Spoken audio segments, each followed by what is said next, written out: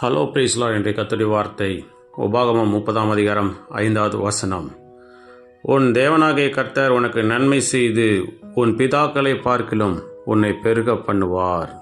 பிரியமானவர்களே, நம்முடைய தாய் தாப்புனன் நம்முடைய முற்பிதாக்களை காட்டிலும் நம்மை ஆண்டவர் ஆசீர்வதிக்கப் போகிறார். சகல விதத்திலும் நம்மோடு கூட இருந்து பெரிய காரியத்தை செய்ய வல்லமையுள்ள தேவனாக இருக்கிறார். நான் உனக்கு நன்மை செய்வேன் என்று சொன்ன தேவன் நம்முடைய வாழ்க்கையிலே சகல நன்மைகளினாலும் ஆண்டவர் சொல்ல இருக்கிறார்.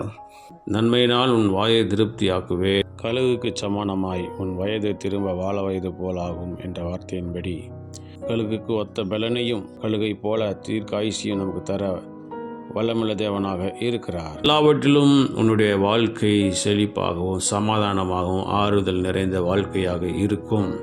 அது மாத்திரமல்ல, உன்னுடைய பிதாக்களை பார்க்கிலும் உன்னை பெருக பண்ணுவேன், நீ குறுகி போவதில்லை என்று ஆண்டவர் சொல்லுகிறார். ஆகவே நாம் ஆண்டவருடைய வார்த்தையை விசுவாசிப்போம்.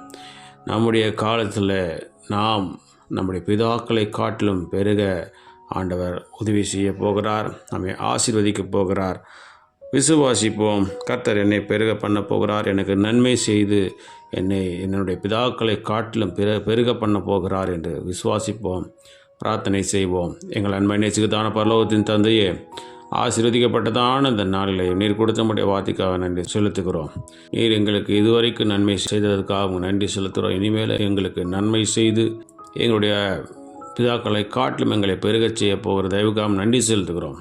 நீரே எங்களோடு கூட இருந்து எங்களை சகலவித ஆசீர்வாதங்களினாலும், பூமிக்குரிய ஆசீர்வாதங்களினாலும், ஆவிக்குரிய ஆசீர்வாதங்களினாலும், சரீர பிரகாரமான ஆசீர்வாதங்களினாலும் பிள்ளைகளை ஆசீர்வதிப்பீராக. இந்த நாளில் நாங்கள் செய்கிற வேலைகள், தொழில்கள், படிப்புகள், ஊழியங்கள், போக்குவரத்துகள் எல்லாவற்றிலும் உடைய கரம் கூர்ந்து பெரிய கருத்தை செய்து நாமத்தை மேம்படுத்த வேண்டுமா? எங்களுக்கு ஆப்பாடுவிட்டு இயேசு கிறிஸ்துவின் நாமத்தின் மூலமாக கேட்டுக்கொள்கிறேன், எங்கள் ஜீவனுள்ள நல்ல பிதாவே.